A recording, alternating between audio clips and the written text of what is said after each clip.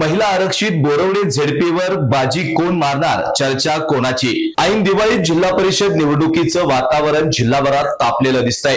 प्रत्येक निवडणुकीत चर्चेत राहणारा राजकारणाचं विद्यापीठ म्हणून ओळखल्या जाणाऱ्या कागल तालुक्यातील बोरवडे जिल्हा परिषद मतदारसंघ यंदाही चर्चेच्या केंद्रस्थानी आहे। या मतदारसंघावर राष्ट्रवादी काँग्रेस अजित पवार गटाचे नेते मंत्री हसन मुश्रीफ यांचं प्राबल्य कायम दिसतंय। गेल्या निवडणुकीत मुश्रीफ गटाचे दिवंगत गणपतराव फराकटे यांचे चिरंजीव मनोज फराकटे यांच्या विरुद्ध उभे असलेले माजी खासदार संजय मंडलिक यांचे चिरंजीव वीरेंद्र मंडलिक यांना पराभवाची चव चाखावी लागली होती। गणपतराव फराकटे यांच्या निधनानंतर सध्या मनोज फराकटे यांच्याकडे बिद्री साखर कारखान्याचे उपाध्यक्षपद आहे। युवकांमध्ये मनोज फराकटे नाव सतत चर्चेत असते, तसेच त्यांचा लोकसंग्रह देखील मोठा आहे।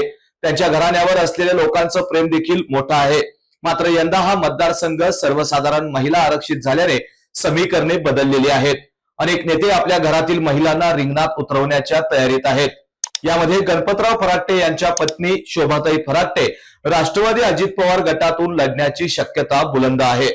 त्याचबरोबर राष्ट्रवादी अजित पवार गटाच्या महिला जिल्हाध्यक्षा शीतलताई फराकटे या सुद्धा इच्छुक आहेत आणि त्या राष्ट्रवादी अजित पवार गटाच्या नेत्या रुपालीताई चाकणकर यांच्या निकटवर्तीय मानल्या जातात। तसेच त्यांनी त्यांच्या फराकटेवाडी गावच्या सरपंच पदामधून चांगल्या पद्धतीची कामे केली आहेत। तसेच महिलांमध्ये त्यांची विशेष ओळख आहे। त्यामुळे उमेदवारी नेमकी कोणाला याकडे साऱ्यांचं लक्ष लागलंय।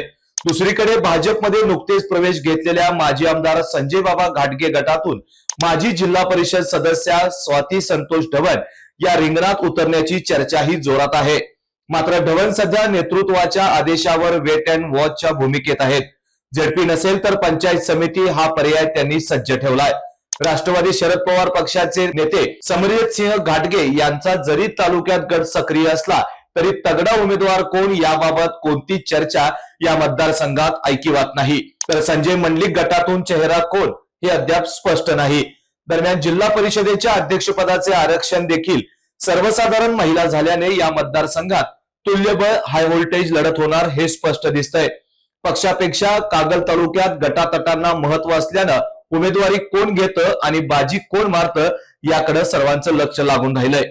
कोल्हापूर जिल्ह्यातील सुझुकीची एकमेव डीलरशिप म्हणजे मोहिते सुझुकी। 16 वर्षांच्या प्रदीर्घ अनुभवासोबत तुम्हाला इथे मिळेल सेल्स, सर्व्हिसेस आणि स्पेअर्स एकाच छताखाली।